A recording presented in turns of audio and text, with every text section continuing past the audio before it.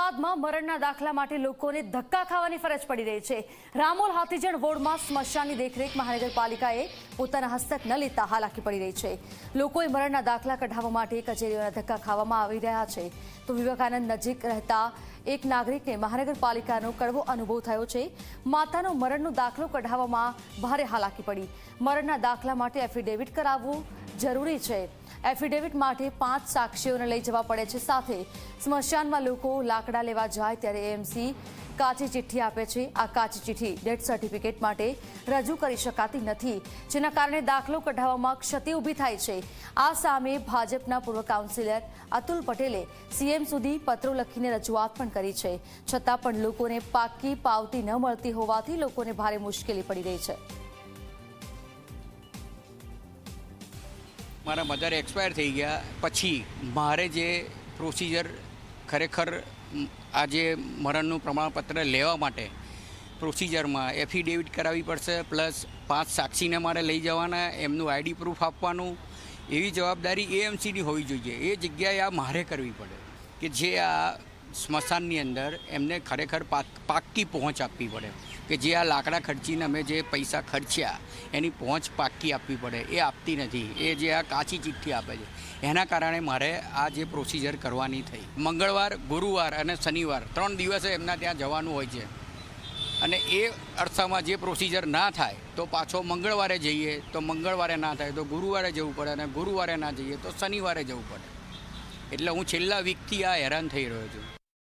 ક્યાંય અમદાવાદ શહેરના મેં ઘણીવાર સવાલ કર્યા, કાગળો લખ્યા, સીએમ સુધી મેં કાગળ લખ્યા કે અમદાવાદ શહેરનું સ્મશાન જે છે હાથીજણનું વિજ્યુલનું જે કંઈ સ્મશાનો હોય એ તમે કોર્પોરેશન હસ્તક લેવાની વાતને સ્વીકારો, પણ આજ સુધી કોર્પોરેશનના અંદર જે જૂના કુટ વિસ્તારના સ્મશાનો છે એ જ લેવાયેલા છે। બાકી અમદાવાદના પૂર્વ, પશ્ચિમ, દક્ષિણના જે નવા વિસ્તારો આવ્યા 86માં આવ્યા, 2006માં આવ્યા, એ વિસ્તારના સ્મશાનો હજુ સુધી કોર્પોરેશન હસ્તક લેવામાં આવ્યા નથી। પરિણામે ગામના લોકો કોઈ સંસ્થા દ્વારા એની અંદર લાકડા વેચવામાં આવતા હોય છે।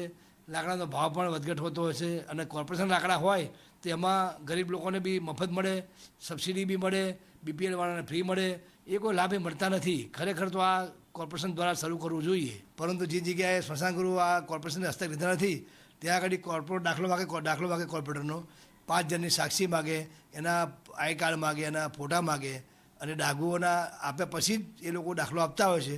એમાં પણ નાની ઉંમર હોય તો સોગંદનામું માગતા હોય છે, 21 દિવસ થઈ ગયા હોય તો સોગંદનામું માગતા હોય છે। ખરેખર એ બધું ના થાય જો હસ્તક લેવામાં આવે તો કોર્પોરેશનના।